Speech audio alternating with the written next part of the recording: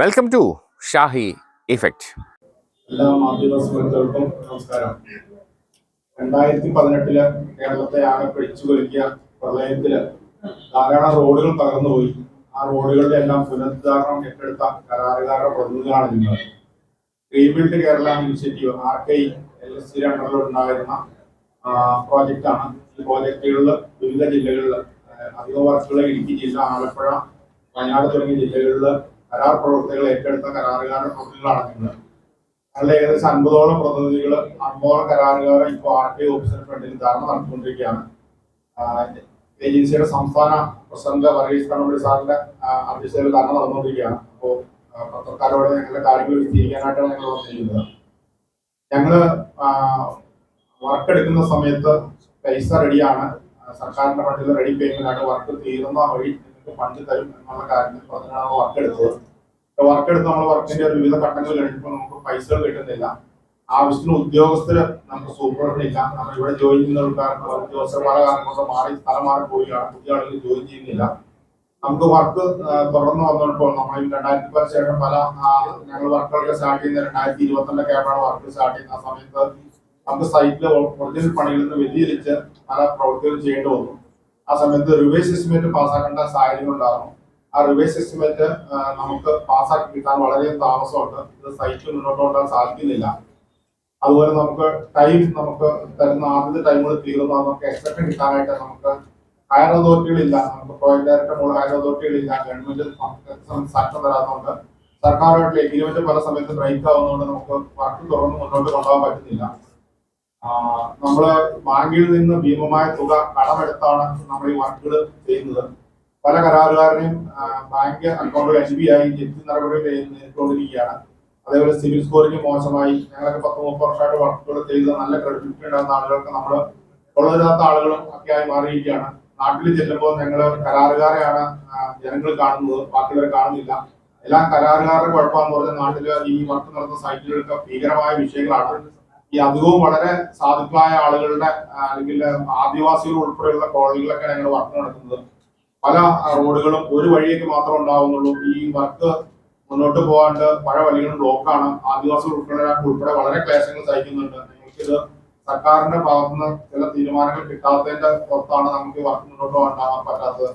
സർക്കാരിന്റെ കെട്ടിൽ പൈസയുണ്ട്, പക്ഷെ ഞങ്ങൾക്ക് തരാൻ പറ്റുന്നില്ല. അത് ഇവിടെ പ്രോപ്പറായിട്ട് ഉദ്യോഗസ്ഥന്മാരെ പോസ്റ്റ് ചെയ്യാത്തതുകൊണ്ടും അങ്ങനെയുള്ള കാര്യങ്ങളൊക്കെയാണ്. അതുപോലെ നമുക്ക് ഈ വർക്ക് താമസം ഭീകര എമൗണ്ട് ഫൈനും ലിക്വിഡിറ്റി ഡാമേജ് ഒക്കെ ആയിട്ട് നമുക്ക് കരാറുകാർക്ക് നൽകിയിരിക്കുകയാണ്. ഏകദേശം 25 ലക്ഷം, 30 ലക്ഷം, 50 ലക്ഷം വരെ LD അടിച്ച കരാറുകാരുണ്ട്. അതൊന്നും വർക്കിന് നമുക്ക് മുന്നോട്ട് കൊണ്ടുപോകാൻ പറ്റുന്നില്ല. എല്ലാവരും ഭീകര വിഷയങ്ങളാണ്.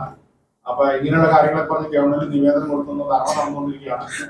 ഇതിനെക്കുറിച്ച് കൂടുതൽ കാര്യങ്ങൾ പറയുന്നതിന് മാത്രമേ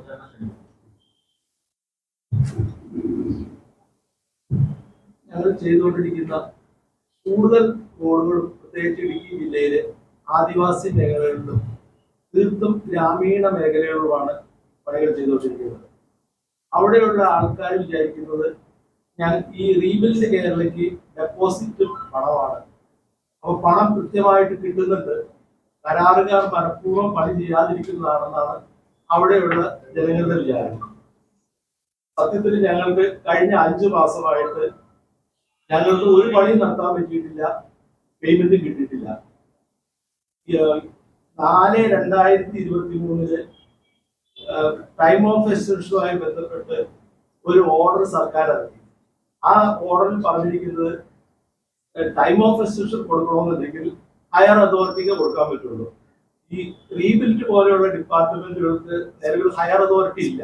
എഗ്രിമെന്റ് അതോറിറ്റി തന്നെയാണ് ഹയർ അതോറിറ്റി.